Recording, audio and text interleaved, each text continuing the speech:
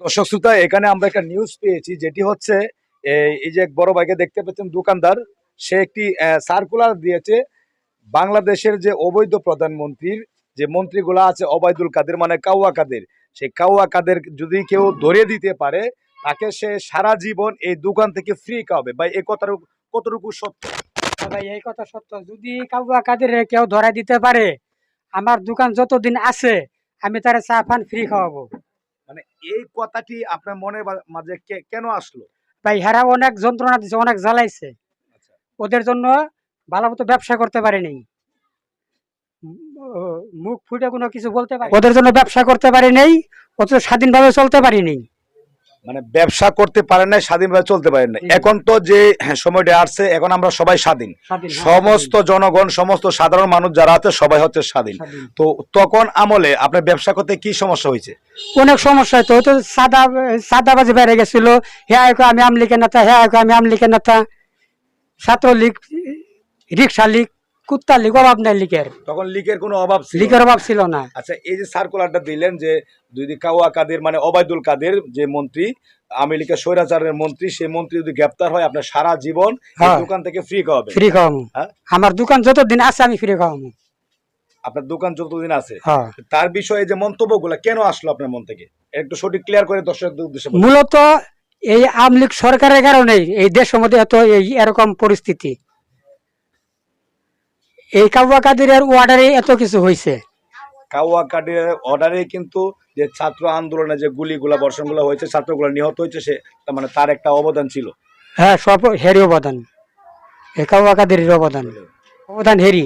আপনি কি তার এলাকায় গেছেন কখনো? না, এলাকায় যাওয়া লাগবে। হ্যাঁ, যা করছে তো বাংলাদেশের সব জনগণই জানে, সবাই দেখছে। কোন জনগণ বলতে পারবো যে একটা ওই স্বাধীনভাবে চলতে পারছে বা স্বাধীনভাবে একটা কথা বলতে পারছে?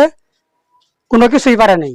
এটা শুধু আওয়ামী লীগের ক্ষমতার সময় এটা হয়েছে। হ্যাঁ, এরা ক্ষমতার অপব্যবহার করছে। আচ্ছা, এখন কি আপনাকে নিজে স্বাধীন মনে করেন? অবশ্যই স্বাধীন। এখন বাংলাদেশ আবার নতুন করে স্বাধীন হয়েছে। কতটুকু স্বাধীন মনে করেন? এখন অনেক স্বাধীন, সবকিছু স্বাধীন এখন চলতেছে।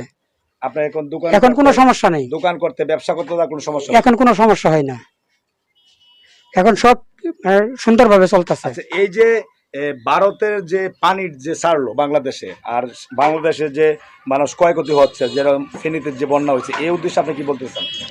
এই উদ্দেশ্যে শেখ হাসিনা যায় তো এই বান ছেড়ে দিছে, পানি আসতেছে। মানে এটা শেখ হাসিনার কিন্তু একটা ইন্ধন ভারত সরকারের কাছে।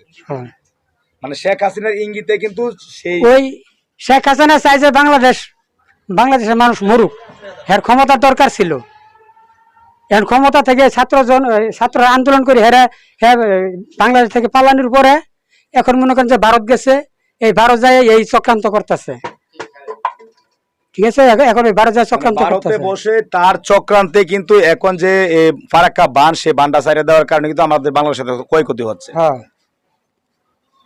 এই বান ছাড়ার পর থেকে তো মনে করেন বাংলাদেশে যে আপনি দেখেন, এই সিলেটের দিকে দেখেন, তারপরে এই চট্টগ্রামের দিকে দেখেন কত বন্যা হয়ে গেছে, কুমিল্লার দিকে কত বন্যা হয়ে গেছে। দোকানপাটে পানি, মানুষের ব্যবসা করতে পারতেছে না, চলাফেরা করতে পারতেছে না, শুধু এই শেখ হাসিনার জন্য, স্বৈরাচারী হাসিনার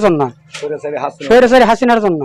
তো এই কথাটি কিন্তু সত্য যে ভারত এতদিন কিন্তু এরকম ভাবে পানি দেয় নাই আমাদেরকে। এখন যেভাবে পানিটা দেওয়া হচ্ছে, নোয়াখালী বলেন, ব্রাহ্মণবাড়িয়া বলেন, ফেনী বলেন, যে সমস্ত মানুষ ক্ষয়ক্ষতি হচ্ছে, শিশু বাচ্চারা মারা যাচ্ছে, একমাত্র এটার দায়ও কিন্তু শেখ হাসিনাকে নিতে হবে। অবশ্যই নিতে হবে।